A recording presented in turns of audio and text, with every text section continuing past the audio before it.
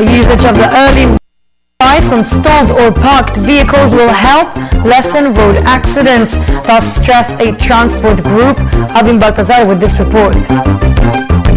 A transport group today appeals to concerned government agencies for the strict implementation in the usage of early warning device.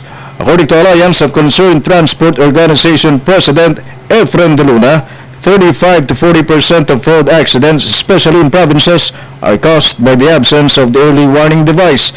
ACTO in particular is calling the attention of the Land Transportation Office or LTO on such matter. Yung kalakaran na sinasabi na dapat ay kung walang EWD na dala sa LTO, ano na klaseng sasakyan ay hindi dapat i-registro, kailangan ipakita niya na may EWD siya.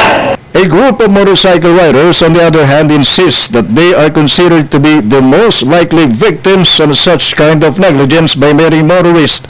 Atoy Santa Cruz of the Motorcycle of Philippine Federation said they have been victimized for so many times by trucks and other vehicles that were just parked in a dark portion of the road after experiencing a troubled engine or a flat tire without even a single early warning device. Siguro kung ang record ng PNP, record ng LTO, record ng kung sino man na kumukuha ng data, isa na ito sa pumapatay ngayon yung walang early warning device na mga na-installed vehicle. Hindi lang sa motorsiklo yan. For the People's Television, Alvin Baltazar.